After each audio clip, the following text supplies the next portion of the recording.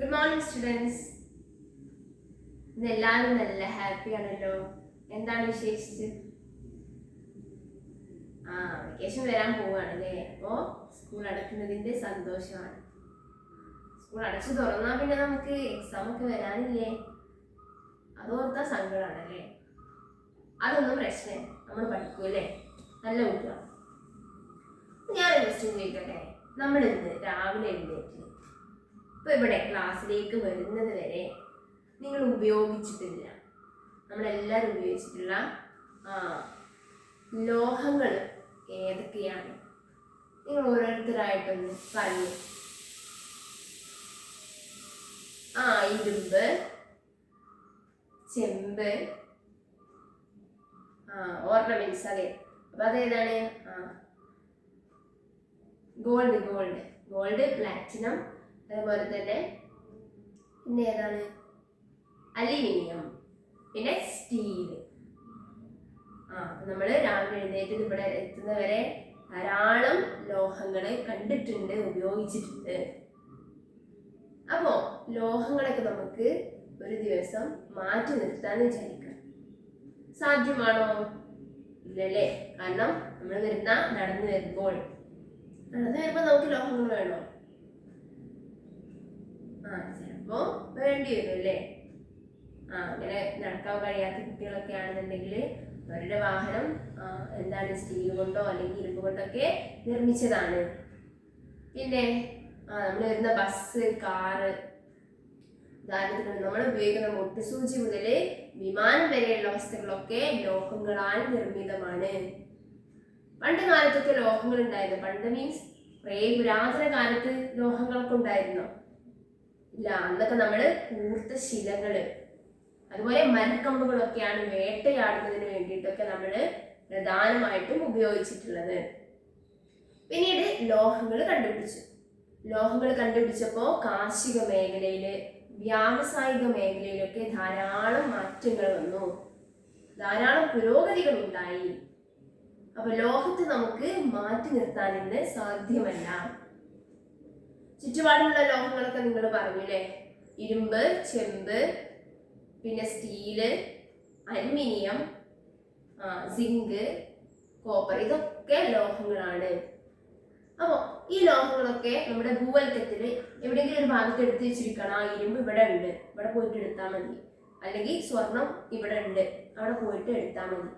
Aluminium ഇവിടെ ഉണ്ട്, അവിടെ പോയിട്ട് എടുത്താൽ മതി. അങ്ങനെയാണോ? അത് ഒറ്റയ്ക്ക് ഇങ്ങനെ കിടക്കണോ ഭൂവൽക്കത്തിൽ? അല്ല. ലോഹങ്ങള് ഭൂവൽക്കത്തിൽ കിടക്കുന്നത് സംയുക്തങ്ങളായിട്ട് കിടക്കുന്നവയും സ്വതന്ത്രമായിട്ട് കിടക്കുന്നവയും ഉണ്ട്. ഇപ്പോ നല്ല ക്രിയാശീലം കൂടിയിട്ടുള്ള അലുമിനിയം, സിങ്ക്, ഇവയൊക്കെ സംയുക്താവസ്ഥയിലാണ് ഭൂവൽക്കത്തിൽ കാണപ്പെടുന്നത്. പിന്നെ പ്ലാറ്റിനം, സ്വർണം പോലുള്ള ലോഹങ്ങളൊക്കെ സ്വതന്ത്രാവസ്ഥയിലാണ് ഭൂവൽക്കത്തിൽ കാണപ്പെടുന്നത്. ഇങ്ങനെ ലോഹങ്ങളുടെ ഇത്തരത്തിലുള്ള ലോഹങ്ങളുടെ സംയുക്തങ്ങളെയാണ് നമ്മൾ ധാതുക്കൾ എന്ന് പറയുന്നത്. എന്താണ്? ലോഹങ്ങളുടെ സംയുക്തങ്ങളെയാണ് നമ്മൾ ധാതുക്കൾ എന്ന് പറയുന്നത്. ഒരു ഉദാഹരണം പറഞ്ഞാൽ നിങ്ങൾക്ക് വ്യക്തമാവും. എന്താണ് ഉദാഹരണം? നമ്മളൊരു അലുമിനിയം എടുത്തു. അലുമിനിയം ലോഹം വെറുതെ സ്വതന്ത്രമായിട്ട് കിടക്കുകയല്ല, സംയുക്താവസ്ഥയിലാണ് കിടക്കുന്നത് എന്ന് പറഞ്ഞു. അപ്പോ ഈ അലുമിനിയത്തെ നമുക്ക് ഏതെല്ലാം ധാതുക്കളിൽ നമുക്ക് കാണാം? ഒന്നാമത്തത് എന്ന് പറഞ്ഞാല് ബോക്സൈറ്റ്, Al2O3 2H2O. ഈ ഒരു ധാതുവിൽ, ഈ ബോക്സൈറ്റ് എന്നുള്ള ധാതുവിൽ നമുക്ക് അലുമിനിയം എന്ന ലോഹത്തെ കാണാം. അതുപോലെ തന്നെ അലുമിനിയത്തിൽ കാണുന്ന മറ്റൊരു ധാതു എന്താണ്? ക്രയോലൈറ്റ് ആണ്.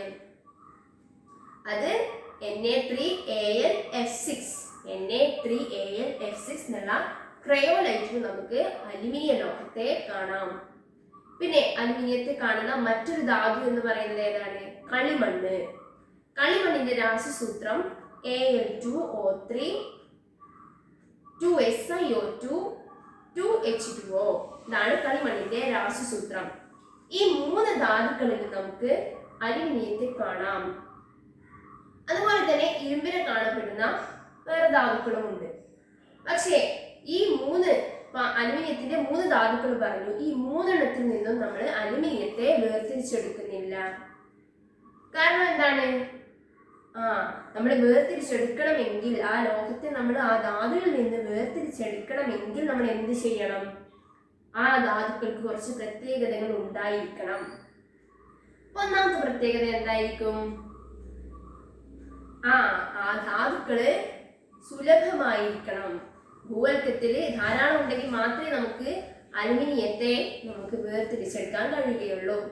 അപ്പൊ ഒന്ന്, ആ ധാതുക്കള് സുലഭമായിരിക്കണം. രണ്ടെന്താണ്? ആ ലോഹത്തെ വേർതിരിച്ചെടുക്കുന്ന പ്രക്രിയ എളുപ്പമുള്ളതും ചിലവ് കുറഞ്ഞതുമായിരിക്കണം.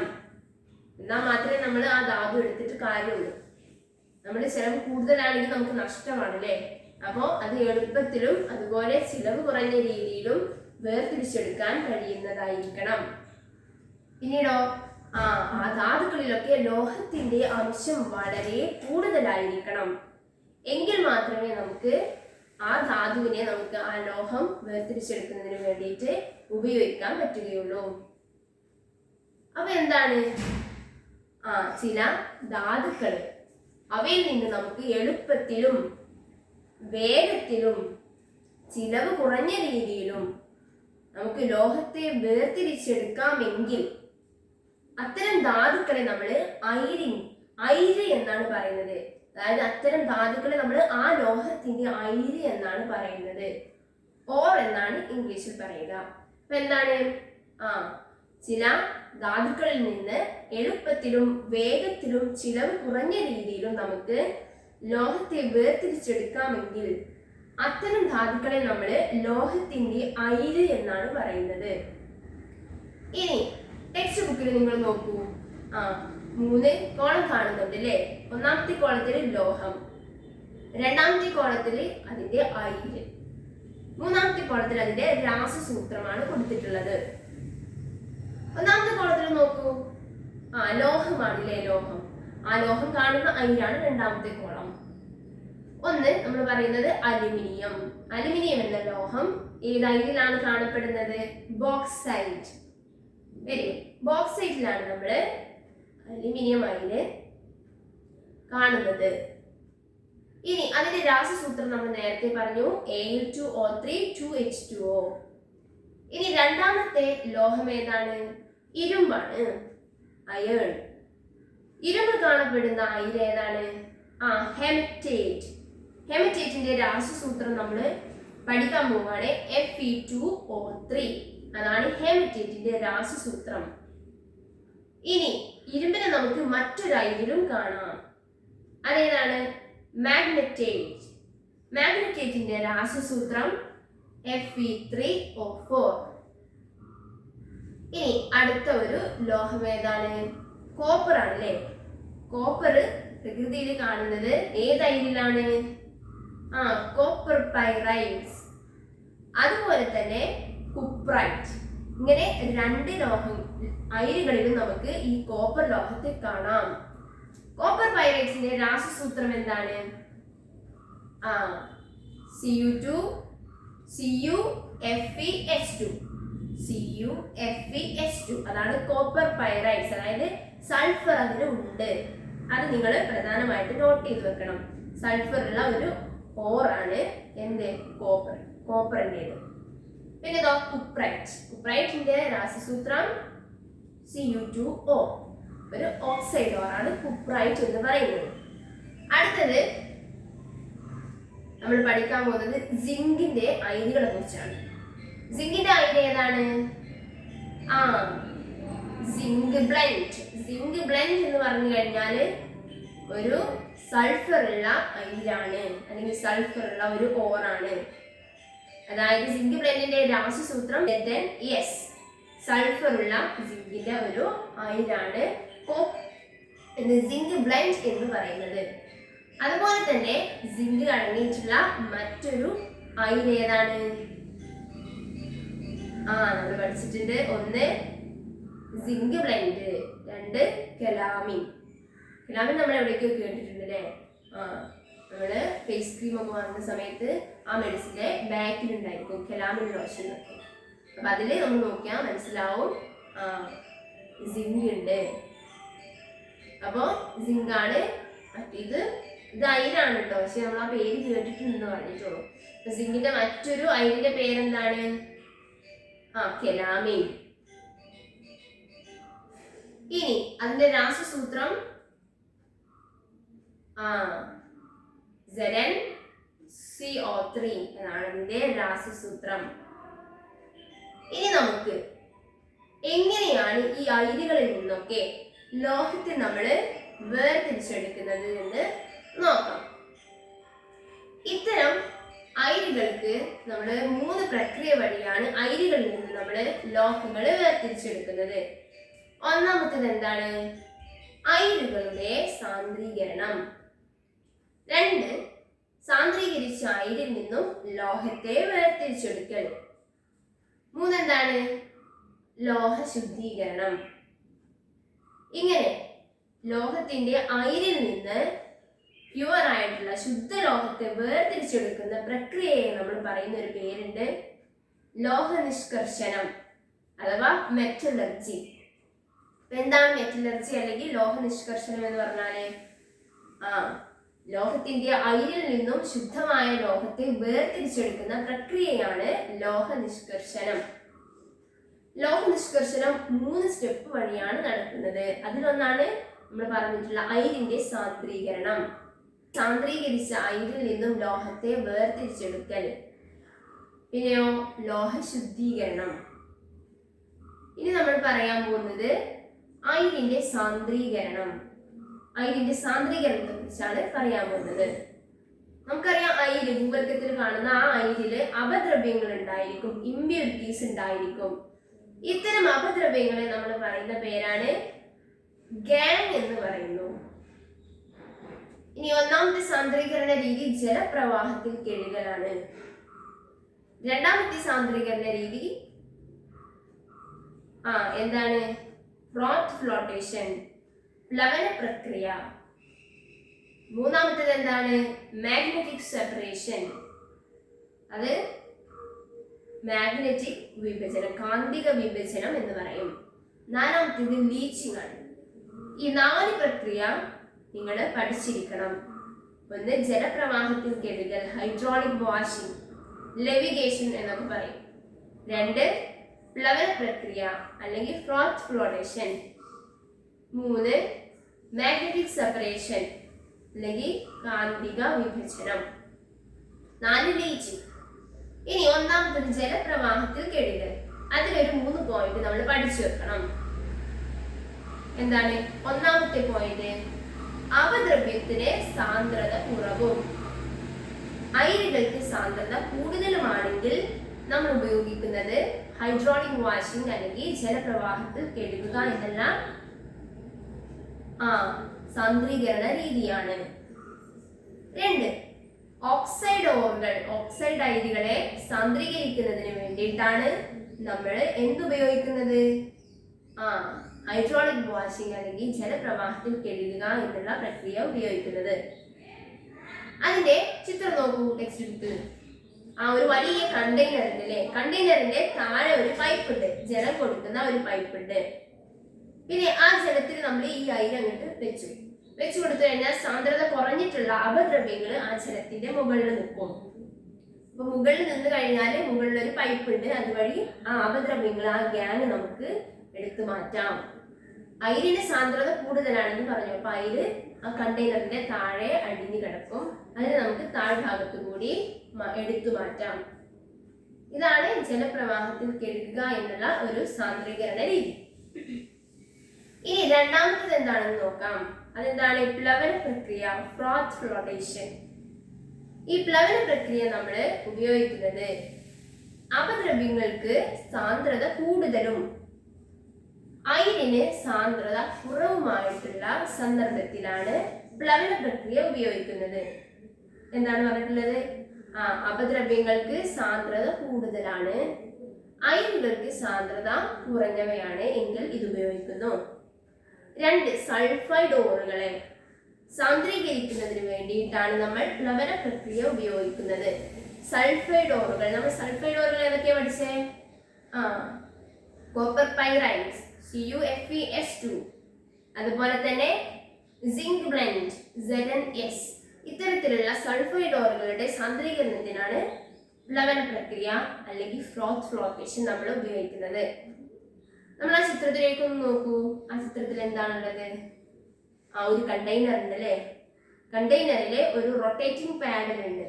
ആ റൊട്ടേറ്റിംഗ് പാഡലിന്റെ താഴെ ഒരു സ്റ്റിറർ ഉണ്ട്. അപ്പൊ നമുക്ക് സാന്ദ്രീകരിക്കേണ്ട അയിരിനെ നമ്മൾ അതിൽ ഇട്ടു. പൈൻ ഓയിലിന്റെയും ജലത്തിന്റെയും അതുപോലെ തന്നെ ഈ അയിരിന്റെയും ഒരു മിശ്രിതമാണ് നമ്മൾ അതിലേക്ക് ഇട്ടത്. ഇനി ആ റൊട്ടേറ്റിംഗ് പാഡിൽ കറങ്ങുന്ന സമയത്ത് സ്റ്റിററും താഴെ കറങ്ങും. അപ്പോ ആ അയിരിലുള്ള അവദ്രവ്യങ്ങൾക്ക് നമ്മൾ പറഞ്ഞു സാന്ദ്രത കൂടുതലാണ്, അവര് അവിടെ തന്നെ നിൽക്കും, താഴെ ഭാഗത്ത് തന്നെ നിൽക്കും. സാന്ദ്രത കുറഞ്ഞിട്ടുള്ള സൾഫൈഡ് ഓറുകൾ മുകളിൽ ഒരു പത കണ്ടിട്ടില്ല, ചിത്രത്തിൽ പത കാണുന്നത്, ആ പതയിൽ വന്ന് നിൽക്കും. അതായത് സൾഫൈഡ് ഓറുകൾ ആ പതയിലാണ് ഉള്ളത്. ഇനി നമുക്ക് പെട്ടെന്ന് വേർതിരിച്ചെടുക്കാനോ? പത മാറ്റി കഴിഞ്ഞാൽ ആ സൾഫൈഡ് ഓറുകളെ നമ്മൾ മാറ്റി. അവദ്രവ്യങ്ങൾ സാന്ദ്രത കൂടിയത് കൊണ്ട് അത് ആ കണ്ടെയ്നറിൽ താഴെ കിടന്നു. അത് നമുക്ക് അങ്ങനെയും എടുത്തു മാറ്റാം, റിമൂവ് ചെയ്യാം. അപ്പൊ ഇതാണ് പ്ലവന പ്രക്രിയ അല്ലെങ്കിൽ ഫ്രോത്ത് ഫ്ലോട്ടേഷൻ എന്ന് പറയുന്നത്. സൾഫൈഡ് ഓറുകളെ സാന്ദ്രീകരിക്കുന്നതിന് വേണ്ടിയിട്ടാണ് ഫ്രോത്ത് ഫ്ലോട്ടേഷൻ ഉപയോഗിക്കുന്നത്. ഇനി മൂന്നാമത്തെ സാന്ദ്രീകരണ രീതിയാണ് മാഗ്നറ്റിക് സെപ്പറേഷൻ അല്ലെങ്കിൽ കാന്തിക വിഭജനം.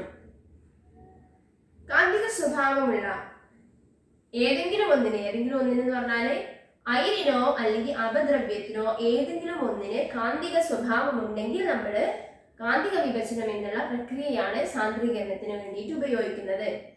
ഉദാഹരണത്തിന് കാന്തിക സ്വഭാവമുള്ള ഒരു അയിരാണ് മാഗ്നറ്റൈറ്റ് Fe3O4. അപ്പൊ അതിന്റെ സാന്ദ്രീകരണ രീതിക്ക് നമ്മൾ കാന്തിക വിഭജനം ഉപയോഗിച്ചാൽ മതി. അടുത്തത് ഏതാണ്? നമുക്കറിയാം, ടിന്ന് നിങ്ങൾ കേട്ടിട്ടുണ്ട്. ടിന്നിലെ ഇത് എന്ന് പറഞ്ഞാൽ കാന്തിക സ്വഭാവം ഇല്ലാത്ത ഒരാളാണ്. പക്ഷെ അതിലുള്ള ഒരു അപദ്രവ്യമാണ് അയൺ ടങ്സ്റ്റൈൻ, ടിൻസ്റ്റോൺ എന്നുള്ള ഒരു അയിര്.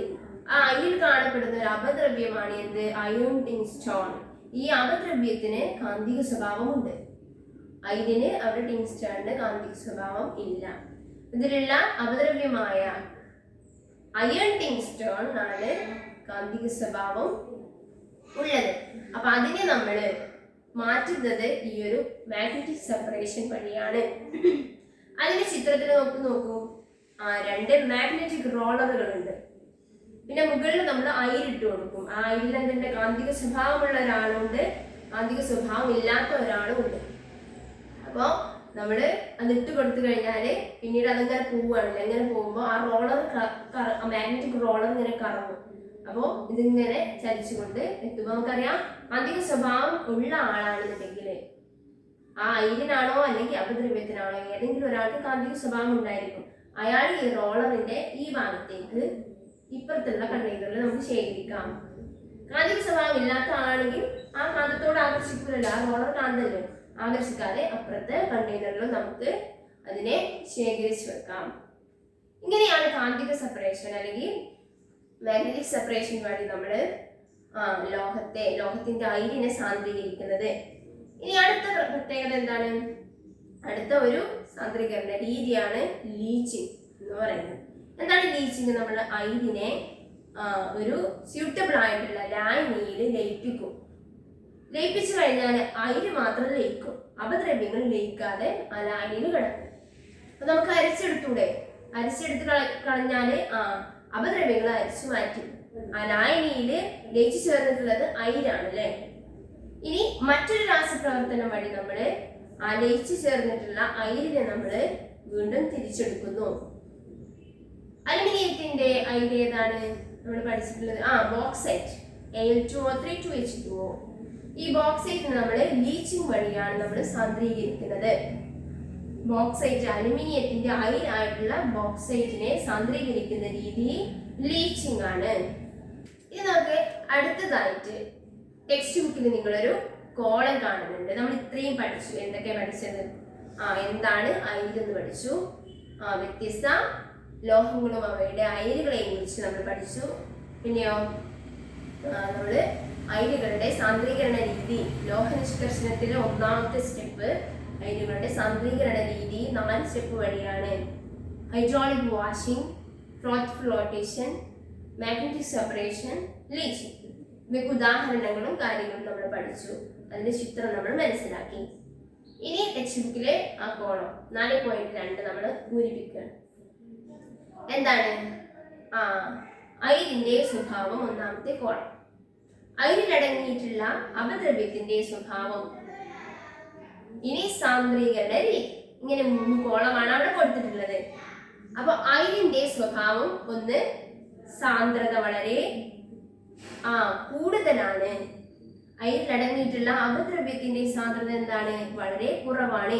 എങ്കിൽ നമ്മൾ ഉപയോഗിക്കുന്ന സാന്ദ്രീകരണ രീതി ജലപ്രവാഹത്തിൽ കഴുകൽ, ഹൈഡ്രോളിക് വാഷിംഗ് ആണ്. ഇനി അടുത്തത് നോക്കൂ. ഏതാണ്? കാന്തിക സ്വഭാവമുള്ളതാണ് അയിര്. അപദ്രവ്യം കാന്തിക സ്വഭാവം ഇല്ലാത്തതാണ്. നമ്മൾ ഉപയോഗിക്കുന്നത് മാഗ്നറ്റിക് സെപ്പറേഷൻ, കാന്തിക വിഭജനമാണ് അല്ലേ? നിങ്ങൾ എല്ലാവരും ഉത്തരം പറയുന്നുണ്ട്, നമുക്കറിയാം. ഇനി അടുത്തതോ? സാന്ദ്രത കുറഞ്ഞിട്ടുള്ള സൾഫൈഡ് ഓറുകളെ വേർതിരിക്കാൻ. അയിരുകള് സാന്ദ്രത കുറഞ്ഞിട്ടുള്ള സൾഫൈഡ് ഓർ അല്ലെങ്കിൽ സൾഫൈഡ് അയിരുകള്. സാന്ദ്രത കൂടിയിട്ടുള്ള അപദ്രവ്യങ്ങള് എങ്കിൽ നമ്മൾ ഏത് മെത്തേഡ് ഉപയോഗിക്കും? പ്ലവന പ്രക്രിയ, ഫ്രോത്ത് ഫ്ലോട്ടേഷൻ ആണ് ഉപയോഗിക്കുന്നത്. പിന്നെ അടുത്തത് ഏതാണ്? ലൈനിങ്ങിൽ ലയിച്ച് ചേർന്നിട്ടുള്ള അലുമിനിയം അയിര് അഥവാ ബോക്സൈറ്റ്. അപ്പൊ നമ്മള് ലൈനിൽ ലയിക്കാത്ത അപദ്രവ്യങ്ങളാണ് അതിലുള്ളത്. അപ്പൊ നമ്മൾ ഉപയോഗിക്കുന്ന മെത്തേഡ് ഏതാണ്? നമുക്കറിയാം, ലീച്ചിങ് ആണ്. ഇങ്ങനെ ഈ പട്ടിക നമ്മളിപ്പോ ചർച്ച ചെയ്യുന്നു. ഇത് നിങ്ങൾ നോട്ട് പുസ്തകത്തിലേക്ക് എഴുതി അടുത്ത ക്ലാസ്സിൽ കാണിക്കും. ഞാൻ ചോദിക്കും. പിന്നെ താഴെ ചെറിയൊരു കോളം കൊടുത്തിട്ടുണ്ടല്ലോ. എന്തൊക്കെയാണ്? അയിരും സാന്ദ്രീകരണ രീതിയും.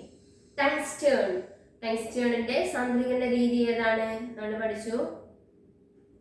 കാന്തിക സ്വഭാവമുള്ളതാണല്ലേ ടങ്സ്റ്റേൺ എന്നുള്ളത്. അത് നമ്മൾ മാഗ്നറ്റിക് സെപ്പറേഷൻ വഴിയാണ് നമ്മൾ സാന്ദ്രീകരിച്ചെടുക്കുന്നത്. പിന്നെ അടുത്തത് ബോക്സൈറ്റ്, നമുക്കറിയാം ലീച്ചിങ് വഴിയാണ് നമ്മൾ സാന്ദ്രീകരിക്കുന്നത്. പിന്നെ സിങ്ക് ബ്ലെൻഡ്, സിങ്ക് ബ്ലെൻഡ് എന്ന് പറഞ്ഞാല് ZnS അല്ലേ? അപ്പൊ സിങ്ക് ബ്ലെൻഡില് സൾഫൈഡ് ഓറാണ്. അപ്പോ ഈ സൾഫൈഡ് ഓറിനെ ശുദ്ധീകരിക്കാൻ നമ്മൾ പ്ലവന പ്രക്രിയ, ഫ്രോത്ത് ഫ്ലോട്ടേഷൻ ആണ് ഉപയോഗിക്കുന്നത്. ഈ കോളം നിങ്ങളുടെ നോട്ട് പുസ്തകത്തിൽ അടുത്ത ക്ലാസ്സിൽ കാണണം. ഇനി നമുക്ക് അടുത്ത സ്റ്റെപ്പ്. എന്താണ് അടുത്ത സ്റ്റെപ്പ്?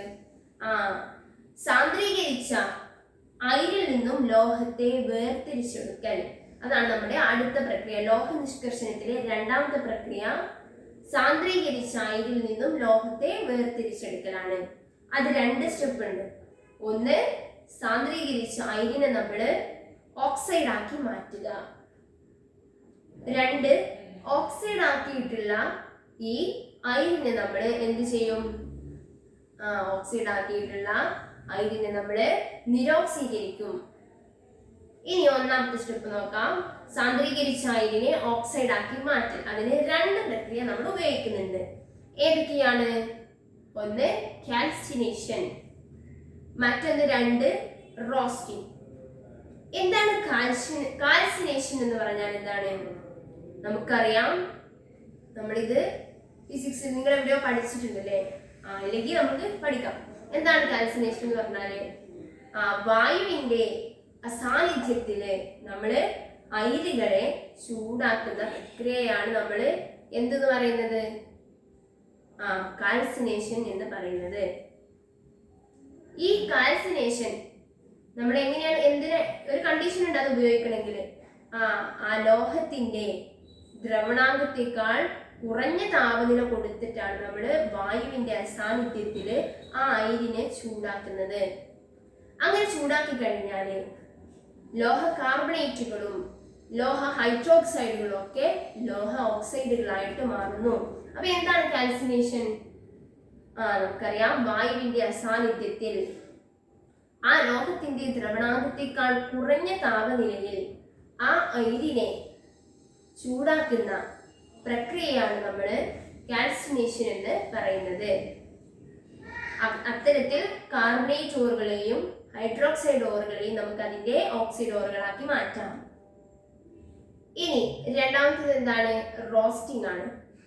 അത് വായുവിന്റെ സാന്നിധ്യത്തിൽ ആ ലോഹത്തിന്റെ ദ്രവണാങ്കത്തേക്കാൾ കുറഞ്ഞ താപനിലയിൽ ആ അയിരിനെ ചൂടാക്കുന്ന പ്രക്രിയയാണ് റോസ്റ്റിംഗ്.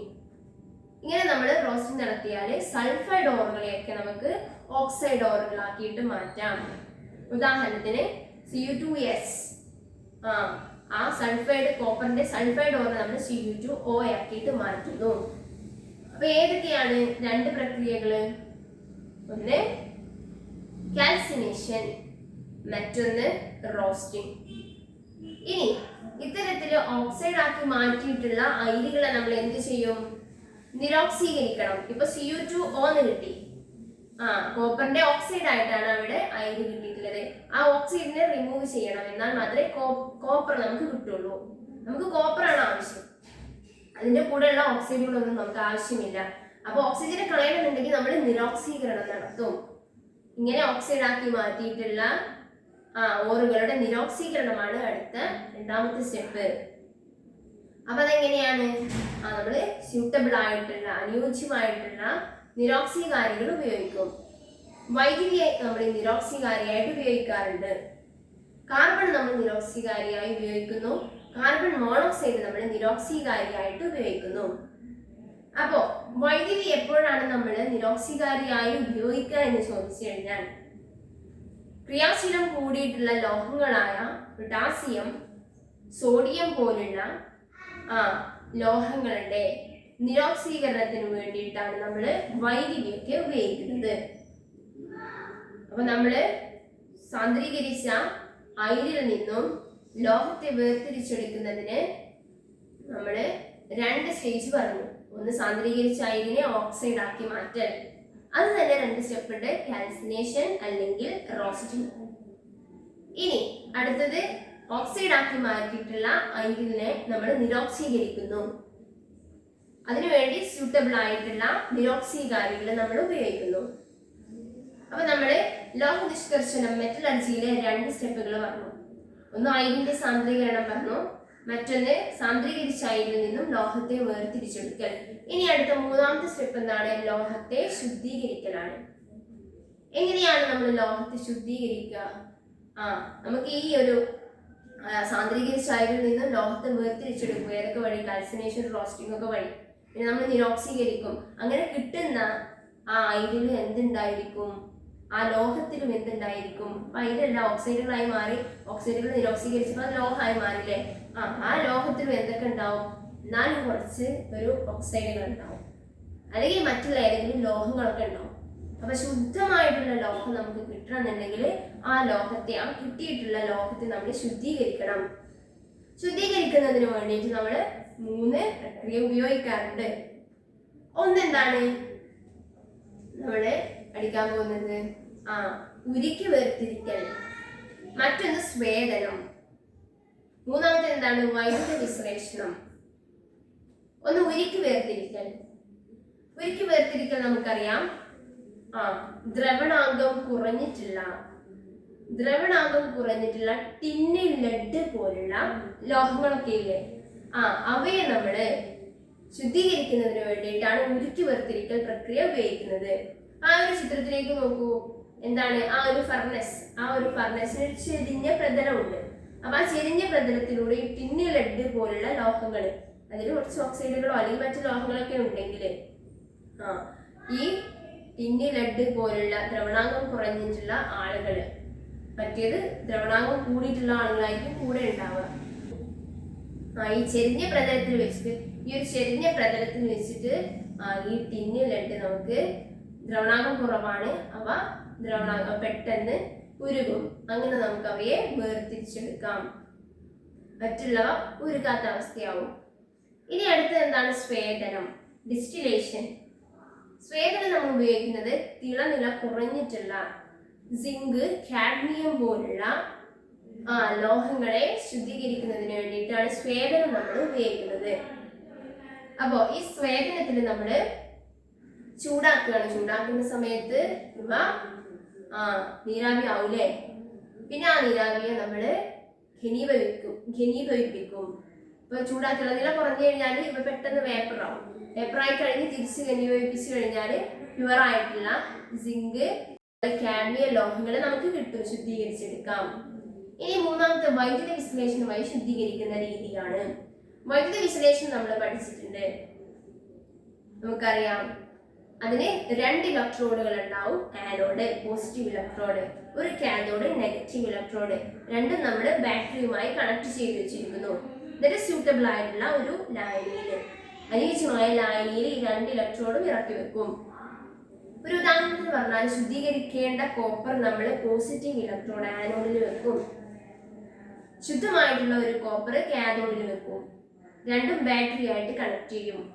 ആനോഡിനെ പോസിറ്റീവ് എൻഡുമായിട്ടും കാഥോഡിനെ നെഗറ്റീവ് എൻഡുമായിട്ട് കണക്ട് ചെയ്യും. എന്നിട്ട് നമ്മൾ അനുയോജ്യമായ ലായനി നമ്മളിവിടെ ഉപയോഗിക്കുന്നത് H2SO4 ചേർത്തിട്ടുള്ള കോപ്പർ സൾഫേറ്റ് ലായനിയാണ്. അപ്പോ ആനോഡിൽ നടക്കുന്ന റിയാക്ഷൻ എന്തായിരിക്കും? അതിന്റെ സമവാക്യം എന്താണ്? ആനോഡിലുള്ളത് ശുദ്ധീകരിക്കേണ്ട ലോഹമാണ്, അഴുക്കുകളുള്ള ലോഹമാണ്. അപ്പൊ അത് Cu gives Cu2 plus 2 electron, 2 electron release ചെയ്തുകൊണ്ട് ആ സൊല്യൂഷനിലേക്ക് ഇറങ്ങും. അപ്പൊ Cu2 ആ സൊല്യൂഷനിൽ ഉണ്ടായി. ഈ Cu2 ചലിച്ചുകൊണ്ട് നെഗറ്റീവ് ഇലക്ട്രോഡ് അല്ലെങ്കിൽ കാഥോഡിലേക്ക് ചലിച്ച് കാഥോഡിൽ പോയിട്ട് അവിടെ എന്താണ് പ്യുവർ ആയിട്ടുള്ള ഒരു ലോഹമുണ്ട്, അതുമ്മ പോയിട്ട് അടിയും. Cu2 plus 2 electron gives Cu ആയിട്ട് ആ സെക്കൻഡ് ഇലക്ട്രോൺ, അതായത് കാഥോഡിൽ പോയിട്ട് അടിഞ്ഞു കൂടും. അങ്ങനെ നമുക്ക് പ്യുവർ ആയിട്ടുള്ള ലോഹത്തെ കാഥോഡിൽ ലഭിക്കും. അപ്പൊ എന്തൊക്കെ കാര്യങ്ങളാണെന്ന് പറഞ്ഞിട്ടുള്ളത്? അയിരിന്റെ സാന്ദ്രീകരണം, പിന്നെ സാന്ദ്രീകരിച്ച അയിരിൽ നിന്നും ലോഹത്തെ വേർതിരിച്ചെടുക്കൽ, പിന്നീട് പറഞ്ഞിട്ടുള്ളത് മൂന്നാമത്തെ സ്റ്റെപ്പ് ലോഹ ശുദ്ധീകരണം. അപ്പൊ ഇത്രയും കാര്യങ്ങൾ നമ്മൾ പഠിച്ചു. ഇനി അടുത്ത ക്ലാസ്സിൽ നിങ്ങൾ എഴുതി വരേണ്ടത് ഒന്ന്, ഞാൻ ആ പട്ടിക പറഞ്ഞു, ആദ്യം പറഞ്ഞു പട്ടിക, അത് നിങ്ങൾ നോട്ട്ബുക്കിൽ എഴുതിയിട്ട് വരണം, ചെക്ക് ചെയ്യും. മറ്റൊരു കാര്യം, ഒരു ക്വസ്റ്റ്യൻ എഴുതിക്കോളൂ. എന്താണ്? സൾഫൈഡ് ഓറുകളെ സാന്ദ്രീകരിക്കുന്നതിന് വേണ്ടിയിട്ട് ഏത് പ്രക്രിയയാണ് നമ്മൾ ഉപയോഗിക്കുന്നത്? ഉദാഹരണ സഹിതം വിശദമാക്കുക. അപ്പോൾ ഈ ഒരു കാര്യം നിങ്ങൾ അടുത്ത ക്ലാസ്സിൽ എഴുതി വരണം. ഇന്നത്തെ ക്ലാസ് നമുക്ക് വൈൻഡപ്പ് ചെയ്യാം. അപ്പോൾ താങ്ക് യു.